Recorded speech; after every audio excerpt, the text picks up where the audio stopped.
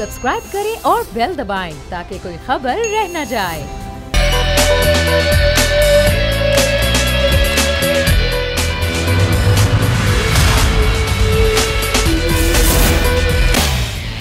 बिस्मिल्लाहिर्रहमानिर्रहीम, अस्सलामुअलैकुम। सुमैया रिजवान प्रोग्राम में आपको खुश आमदीद कहती हूँ। ज़ाहिर है कोरोना के बायस इस वक्त पूरी दुनिया जो है वो मुतासर हो चुकी है। अगर मैं पाकिस्तान की बात करूँ तो पाकिस्तान में अब तक जो मुतासर मरीज़ हैं कोरोना की, उनकी तादाद 4000 से ही बढ़ चुकी है। लेकिन अच्छी खबर यह है कि 500 ऐसे मरीज़ हैं जो कि सेहतयाब होकर अब अपने घरों को जा चुके हैं, और लेकिन जो डेथ टोल है वो भी आहिस्ता आहिस्ता बढ़ रहा है। 64 अब तक तादाद है जो कि हम देख रहे हैं कि पूरे मुल्क में हैं तमाम जो लोग कोरोना वायरस के बायस जिनका इंतकाल हुआ। लेकिन अब लॉकडाउन जो कि एक वाहिद हल है कि आप लोग घरों में रहें, महदूद रहेंगे तो महफूज रहेंगे। लॉकडाउन पूरे मुल्क में है। कराची की अगर बात करूँ तो कराची में ज़ाहिर लॉकडाउन सख्त है, एक कर्फ्यू की सूरत में है, और अब बार बार सिंध हुकूमत ये कह चुकी है कि 14 अप्रैल तक ये लॉकडाउन में मज़ीद सख्ती की जाएगी। उसके बाद ही फैसला किया जाएगा कारोबार आहिस्ता आहिस्ता किस तरीके से खोलना है। क्यों कहा जा रहा है? क्योंकि वायरस बहुत तेज़ी के साथ नाजरीन फैलता है, एक से दूसरे शख्स को लगता है। और ऐसा ही अफसोस के साथ आपको बता रहे हैं कि खबर आज ही आई कि कराची में एक ही ख़ानदान के 7 अफराद को ये वायरस लग गया, और एक शख्स जो कि बाहर से ये वायरस लेकर आया और अपने ही घर के तमाम अफराद को उसने वायरस मुंतकिल किया।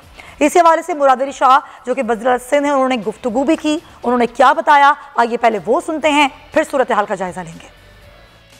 हमें पता है कि इस लॉकडाउन से काफ़ी लोगों को तकालीफ हुई है, ख़ास तौर पे हमारे जो दिहाड़ीदार लोग हैं, हमारे जो मज़दूर हैं। हम जब भी खोलने की तरफ जाएं, हम एक नए SOPs देंगे, एक रहने का नया तरीका गवर्नमेंट ने देना है, और ये सब पे लाजिम होगा कि गवर्नमेंट के ऑर्डर्स को फॉलो करें। मैं ख़ास तौर पे वो लोग जो इस वक्त राशन लेने या जो हुकूमत की तरफ से स्कीम आई है पैसे लेने जा रहे हैं, उन सब से कहूँगा कि आप राशन लें, पैसे भी लें, लेकिन ऐसा ना हो कि आप वो राशन और पैसे लेने के वक्त अपने साथ ये वायरस अपने घरों में ले जाएं।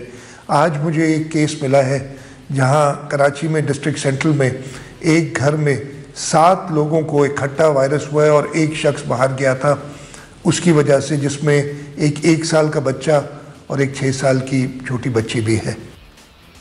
जी हाँ, आपने सुना कि मुराद अली शाह साहब क्या कह रहे थे। वो कह रहे थे कि 7 अफराद जिनमें एक बच्चा भी शामिल है, वो भी इस वायरस का शिकार हुआ है। पीर के रोज़ से हमने देखा कि सड़कों पर गैर मामूली रश है, ट्रैफिक है, लोग घरों में नहीं बैठ रहे। लोग ये बात सुनने को तैयार ही नहीं है कि ये लॉकडाउन आखिर आपके ही लिए किया गया है। इस वक्त लॉकडाउन की 2 बड़े शहर हैं, वहाँ पर क्या सूरत हाल है, खासतौर पर कराची और लाहौर में। हमारे नुमाइंदगान हमारे साथ मौजूद हैं। कराची से सलाहुद्दीन हमारे साथ हैं और लाहौर से मोइन ज़ुबैर। लेकिन पहले ज़रा कराची का रुख करते हैं। वहाँ पर आज लॉकडाउन में खासी सख्ती की गई है, क्या सूरत हाल है उनसे जानते हैं। सलाहुद्दीन, क्या देख रहे हैं आप? जब से सिंध हुकूमत ने कहा है कि अब लॉकडाउन वही होगा जो 6 अप्रैल से पहले का था, तो वो सख्ती आज आपने कराची की सड़कों पर देखी है?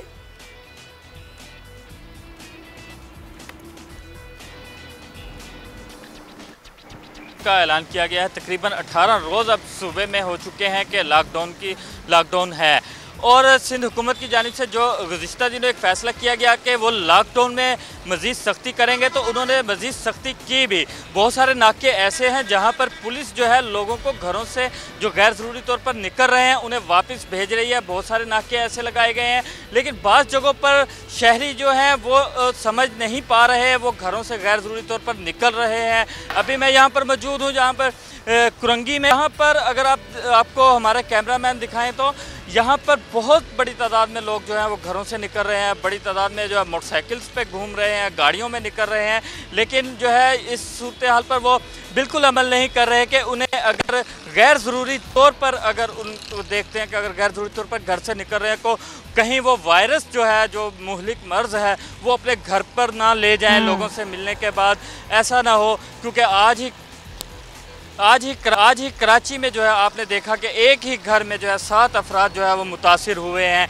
लेकिन जो है अगर लॉकडाउन की बात करें तो शहरी जो है वो समझने के लिए तैयार नहीं। तो सलाहुद्दीन, शहरी जो नहीं समझ रहे और जो अपने घरों से बाहर घूम रहे हैं, कोई वजह है उनके पास कि वो किसी काम के लिए कोई ज़रूरत के तहत बाहर निकलें, या वैसे ही बाहर घूम रहे हैं और पुलिस उनको कंट्रोल नहीं कर पा रही? क्या वजह क्या है?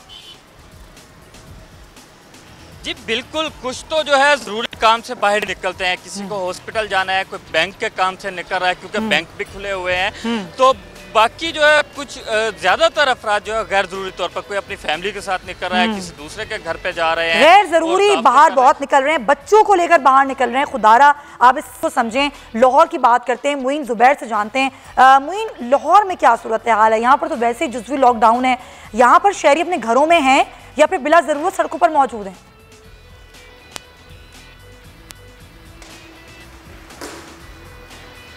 जी सुमैया, लाहौर में लॉकडाउन को 17 और आज 17वें रोज़ भी लाहौर की सड़कों पर ट्रैफिक उसी तरह से मौजूद है जिस तरह लॉकडाउन से पहले हुआ करती थी। लेकिन एक चीज़ यहाँ पर देखने वाली है कि जिस तरह ही 2 बजते हैं उसके बाद से लेकर 5 से 6 बजे तक लाहौर की सड़कों पर लॉकडाउन के दौरान जो है वो ट्रैफिक ज़्यादा देखने में नज़र आती है। उसकी वजह यह है कि हुकूमत की जानिब से ग्रोसरी स्टोर्स को और इसी तरह जो जनरल स्टोर्स हैं उनकी बंदिश 5 बजे तक का उनका ऐलान किया गया था। तो जो शहरी हैं वो मुख्तलिफ डिपार्टमेंटल स्टोर्स पर अपने अहल खाना के साथ और मुख्तलिफ बेकरीज पर मौजूद होते हैं और घर का राशन और इसी तरह दीगर अशिया लेकर अपने घरों को रवाना हो रहे होते हैं। तो फ़िलहाल इस वक्त लाहौर के तमाम डिपार्टमेंटल स्टोर्स और इसी तरह जो करियाना स्टोर्स हैं वो बंद हो चुके हैं, लेकिन लोग जो इस वक्त फैमिलीज़ के साथ बाहर मौजूद हैं उनकी कोशिश यही थी कि मुख्तलिफ अशिया जो हैं वो ख़रीदारी करने के बाद घर को चले जाएं। इस वक्त भी मैं लाहौर के इलाके जेल रोड पर मौजूद एक नाके के पास मौजूद हूँ और आप देख सकते हैं कि ट्रैफिक का बहाव उसी तरह है। डबल सवारी की भी कई लोग कर रहे हैं और इसी तरह जो खिलाफ वर्जी ज़्यादा देखने में नज़र आ रही है वो रिक्शा ड्राइवर्स की जानिब से है, क्योंकि उनको काफ़ी अरसे से 17 रोज़ हो गए हैं लॉकडाउन चल रहा है, तो उनको रोजगार का काफी ज्यादा रोजगार एक बहुत बड़ा मसला है। बहुत शुक्रिया मुइन ज़ुबैर, आपका सलाह अपडेट करता है। दोनों हज़रात का बहुत शुक्रिया। एक वजह यह भी है कि ज़ाहिर है जो एक मजदूर तबका है, दिहाड़ीदार तबका है, वो परेशान है, वो कुछ ना कुछ कमाने के लिए बाहर निकल रहा है, लेकिन लोग जो बिला ज़रूरत बाहर निकल रहे हैं उनसे बार बार हम यही अपील कर रहे हैं कि घरों में रहें। इस वायरस से आप तभी बच सकते हैं जब आप अपने घरों में रहें। फैसल अजीज़ खान साहब हमारे साथ मौजूद हैं, सीनियर सहाफ़ी हैं और तजियाकार हैं, उनसे तजिया लेते हैं इस बात पर। फैसल साहब, अच्छी चीज़ है, देर से हुई है, लेकिन अगर जल्द ये काम होगा और जितनी जल्दी लोगों तक इमदाद पहुंचना शुरू होगी तो आपको लगता है कि लोग घरों में बैठ जाएंगे और इस वबा पर काबू पाने में कुछ हद तक हम कामयाब हो जाएंगे?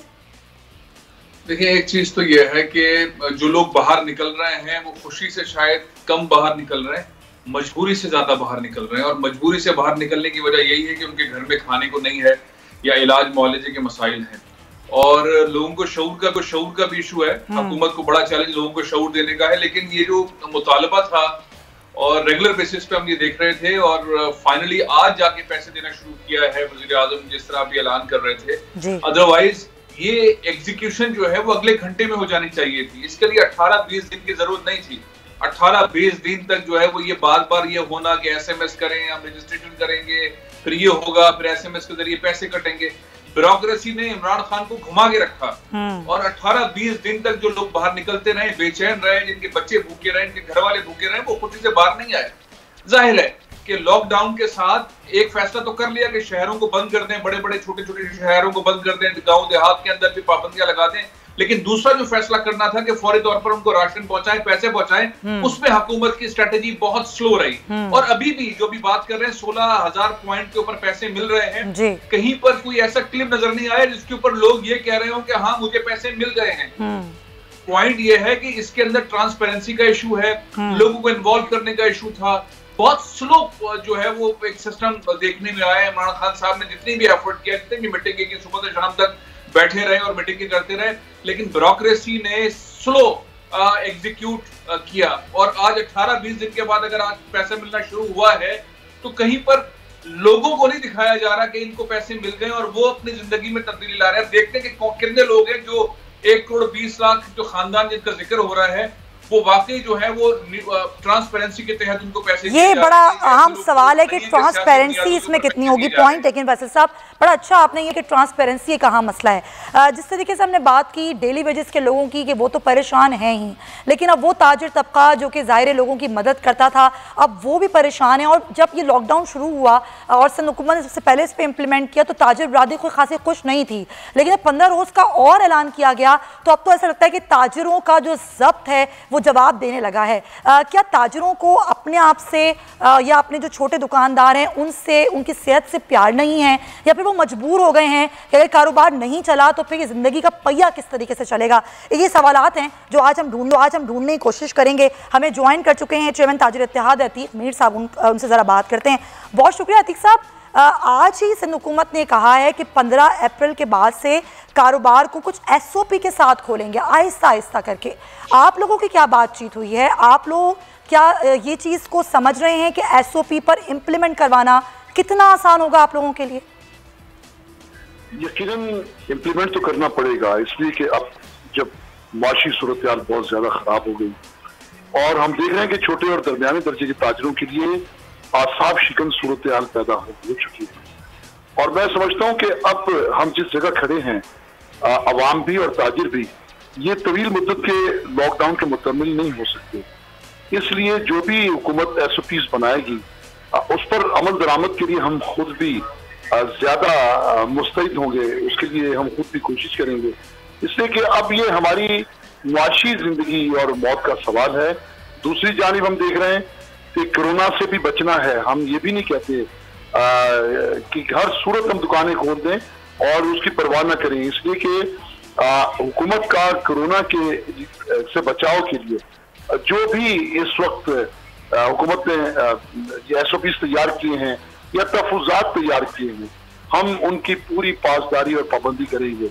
अब वक्त ये हमारे ताजिरों के लिए ही नहीं अवाम के लिए भी है। देखिए लाखों की तादाद में हम देख रहे हैं कि इस वक्त लोग सड़कों पर जरूरत के लिए राशन के लिए निकले हुए हैं कि उन्हें कोई मदद कर दे, तो ये लोग घर बैठ जाएंगे। जब हम मार्केटें जुज़वी तौर पर खोलना शुरू करेंगे और ये तजुर्बा खुदा के लिए कामयाब हो गया तो इंशाअल्लाह ताला वो ये हम संभाल लेंगे। जिन लोगों को आज हुकूमत राशन नहीं दे पा रही है इन्हें ताजिर ही संभाल लेंगे, क्योंकि इस वक्त सूरत हाल अगर अब भी कारोबार नहीं खुलते तो मैं एक बहुत खतरनाक एक सूरत हाल का अंदेशा या मैं पेश कर रहा हूँ कि अप्रैल के इख्तिताम पर 80% मुलाजमीन को नौकरियों से फारिग कर दिया जाएगा। तो सोचें फिर उस वक्त क्या सूरत हाल होगी। अब भी देखें अगले माह से यूटिलिटी बिल्स और जो जायदादों के किराए हैं, कोई रेंट है, दुकानों के रेंट हैं, बिल्कुल रेंट्स नहीं दिए जा सकेंगे, ये मुमकिन ना होगा। तो उससे ये होगा कि इस वक्त 20% वो लोग हैं जो रेंट्स से अपना घर चलाते हैं। बिल्कुल आप सही कह रहे हैं। मैं आती हूँ जरा इस जानिब भी आती हूँ कि कितना नुकसान हुआ है, उस नुकसान को बढ़ने के लिए कितना वक्त आप लोगों को दरकार होगा और वो SOP किस तरीके से इम्प्लीमेंट होगी। हमें ज्वाइन कर रहे हैं सिराज कासिम तेली साहब, बहुत शुक्रिया। ज़ाहिर बड़े ताजिर रहनुमा हैं, इंडस्ट्रियलिस्ट हैं। इंडस्ट्री हो रहा है, अभी कुछ दिनों पहले हमने खबर दी थी कि एक कोरंगी में एक इंडस्ट्री थी, वहाँ पर 400 मुलाजमीन को फारिग किया गया। अब ज़ाहिर ये सूरत हाल है, जब पहिया चल ही नहीं रहा है, ये साइकिल चल ही नहीं रहा है, तो किस तरीके से मामलात आगे बढ़ेंगे। सिराज साहब बहुत शुक्रिया। आप क्या समझते हैं अगर हुकूमत ये लॉकडाउन 15 के बाद भी बढ़ाने पर मुसर होती है तो फिर आप लोगों का क्या एक लाहे अमल होगा? हुकूमत से आप लोगों की क्या बातचीत हुई है? SOP पे किस तरह इम्प्लीमेंट करवाएंगे आप? बिस्मिल्लाहिर्रहमानिर्रहीम। देखिए बात यह है कि जहाँ तक इंडस्ट्री का ताल्लुक है, इंडस्ट्री इस वक्त बंद पड़ी हुई है, ज़्यादातर इंडस्ट्री बंद है, सिर्फ फूड की इंडस्ट्री थोड़ी बहुत चल रही है। अब बात यह है कि अगर ये महीना तो तनख्वाहें सबने दे दी, अगर ये कोई SOPs बना के तरीका क्रिएट करके आस्ते आस्ते इंडस्ट्रीज को वापस गुंजाइश चलने की दी जाए, वरना तो ये अगले महीने तनख्वाहें नहीं दे सकेंगे। और तनख्वाहें जब अगर नहीं दे सकेंगे तो गवर्नमेंट क्या करेगी? इसके पास फिर दो ही चॉइस है, या तो गवर्नमेंट तनख्वाह उठाने का कोई रास्ता करे या फिर ये ले ऑफ हो जाएंगे, लोग निकाले जाएंगे। तो ये भी नहीं करना, इसलिए कि मुलाजमीन को निकालना। कुछ तजावीज़ हैं सिराज साहब आपके पास हुकूमत को देने के लिए कि इंडस्ट्रीज़ को किसी खास तरीक़ेकार के तहत खोला जाए, कुछ 2 दिन खोली जाए फिर बंद की जाए, कुछ तजावीज़ हैं आपके पास? अरे मेरे हिसाब से देखें, बिल्कुल सिंपल तरीका ये है कि जितनी SOPs बनानी है, फॉर एग्जांपल इनको टनल बनाने चाहिए डिसइंफेक्शन के, number 1, number 2 sanitizers, number 3 mask और नंबर 4 डिस्टेंसिंग। ये चारों चीजों पे अमल करने के लिए स्ट्रिक्टली सबको कहा जाए और फॉलो किया जाए, और उसके साथ साथ अपनी अपनी इंडस्ट्री समझ के चलाए। इसलिए कि चलाए बगैर काम नहीं चलेगा। इकोनॉमी ठप हो गई है ऑलरेडी, और गवर्नमेंट के पास इतना पैसा नहीं है कि इतने लंबा चौड़ा रिलीफ दे। मैं समझता हूँ गवर्नमेंट को ऑलरेडी जो करना चाहिए वो नहीं किया। इनको 4 आइटम्स में रेट्स आधे कर देने चाहिए। एक्साइज और सेल टैक्स में number 1, number 2 petroleum products, number 3 interest rate, और number 4 utility bills, utility rates. इस सबको आधा करके कैश फ्लो क्रिएट करें। कैश फ्लो जब इंडस्ट्री में, बिजनेसेस में, दुकानदारों के पास, सबके पास होगा तो वो अपने मुलाजमीन को तनख्वाह देंगे और आगे बढ़ेंगे, वरना तो बड़ा मुश्किल हो जाएगा। ये रिलीफ बहुत जरूरी है, साथ साथ आस्ते आस्ते लॉकडाउन को लूज करते जाए ताकि गाड़ी चले, ताकि पहिया चले। ये पहिया चलना बड़ा जरूरी है। पॉइंट लेकिन सिराज साहब, अतीक साहब, जो अभी सिराज साहब ने कुछ तजावीज़ दी हैं, आपके पास क्या तजावीज़ हैं कि किस तजावीज़ के तहत ये दोबारा से मार्केट्स और कारोबार खोल दिया जाए? देखिए, इनकी तजावीज़ बेहतर है इसलिए कि सनत और तिजारत का चोरी दामन का साथ है। सनतों में गरीब लोगों की एक बहुत बड़ी तादाद है जो लेबर के तौर पे काम करती है। अगर ये उसे छांटना शुरू कर देंगे तो लाखों लोग कहाँ जाएंगे। इसी तरह मुलाजमीन जो दुकानों पे काम करते हैं उनकी तादाद भी लाखों में है। तो ये हुकूमत एक शोबा संभाले कि जितनी रिलीफ वो दे सकती है, क्योंकि देखिए ये लॉकडाउन जितना तवील होगा, पाकिस्तान की कारोबारी बंदिश जितनी आगे जाएगी उतना ही इसे संभलने में वक्त लगेगा। इसलिए अगर जल्द से जल्द ऐसा कोई सिलसिला, ऐसा कोई तरीका हुकूमत अख्तियार कर ले कि कारोबार भी चले, कोरोना से भी बचत हो, तो उसके लिए अब तक मैं देख रहा हूँ कि हुकूमत ने एक शोबे पर भी काम नहीं किया। कम से कम सिंध हुकूमत स्प्रे के मामला को बेहतर करे। मार्केटों में स्प्रे होना चाहिए जिसमें सैनिटाइजर दस्तयाब नहीं है। हम हर बंदा चाहता है उसके पास सैनिटाइजर, हर बंदा चाहता है कि वो मास्क इस्तेमाल करे, लेकिन मार्केटों में मास्क नहीं है। हुकूमत कम से कम इनकी फराहमी, इनकी दस्तयाबी को यकीनी बनाया जाए। डिसइंफेक्टेड स्प्रे मार्केट्स में कराया जाए। तजावीज़ बहुत अच्छी हैं आप लोगों की, बहुत शुक्रिया अतीक मीर साहब आपका भी, सिराज कासिम तेली साहब आपका भी। ब्रेक शामिल करते हैं प्रोग्राम में, बताएंगे फैसल साहब का भी मौका इस पे लेंगे, और दुनिया भर में कोरोना वायरस के सबब क्या सूरत हाल है उसकी ज़रा आपको सूरत हाल बताएंगे इस ब्रेक के पास। स्टे विद अस।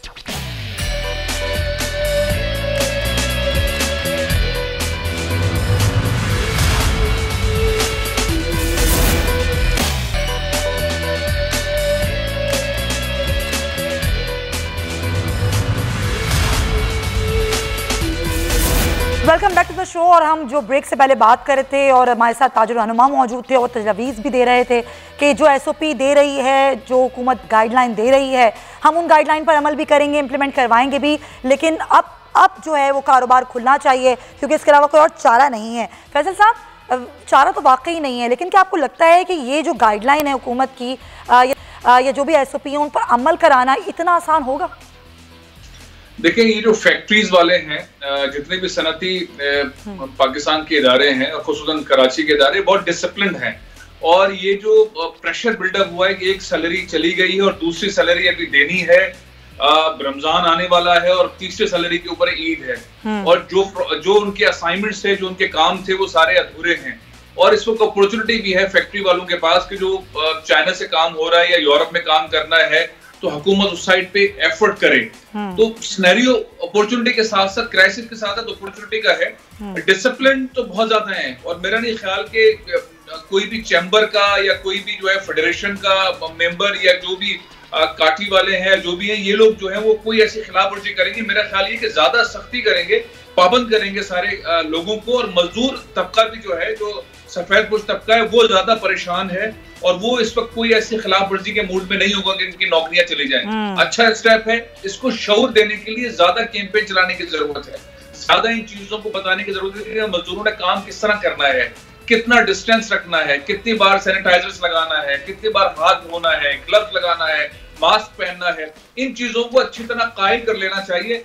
बाकी कोई मसला नहीं होगा। मैं समझता हूँ कि ये चीजें ज्यादा अच्छे तरीके से चलेंगी। फैक्ट्री के लोगों के जो और मसाइल है ना, इसके अलावा जैसे बिजली का बिल है, गैस का मसला है और उनके जो किरायों के मसले हैं, उसके ऊपर हुकूमत सिंध को एड्रेस करना चाहिए कि ये तो मसला हल हो जाएगा। अब मामला ये होगा कि वो किरायों का जो प्रेशर है वो कौन अदा करेगा। फिर बिजली के बिल कई ने जो है वो एवरेज बिल जारी कर दिए हैं और गैस वालों ने भी बिल जारी कर दिए हैं। उसको रिलैक्स करने के लिए भी मुराद अली शाह साहब को एक एडवांटेज क्रिएट करना चाहिए इन सारे मजदूरों के लिए, फैक्ट्री वालों के लिए, ताकि एक रूटीन के अंदर आ जाए और फिर आहिस्ता आहिस्ता 2-3 महीनों के अंदर नॉर्मलाइजेशन की तरफ चले। बिल्कुल सही, बिल्कुल सही। तजावीज़ बड़ी अच्छी हैं और तजावीज़ पर अमल करके एक लाहे अमल बनाने की ज़रूरत है कि मुश्तरका लाहे अमल बनाया जाए ताकि कारोबार भी खुले और हिफाजत भी हो सके कोरोना से बचने की। फैसल अजीज़ खान साहब, बहुत शुक्रिया आपकी कीमती वक्त। और आगे बढ़ते हैं, जिस तरीके से मैंने आपसे पहले बात की कि दुनिया भर में जो कोरोना वायरस के मरीज़ हैं उनमें तेज़ी के साथ इजाफा हो रहा है।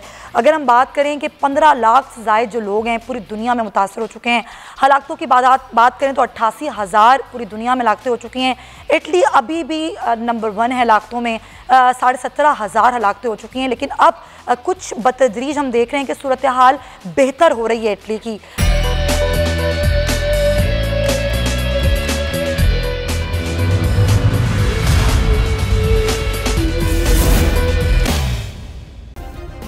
सब्सक्राइब करें और बेल दबाएं ताकि कोई खबर रह न जाए।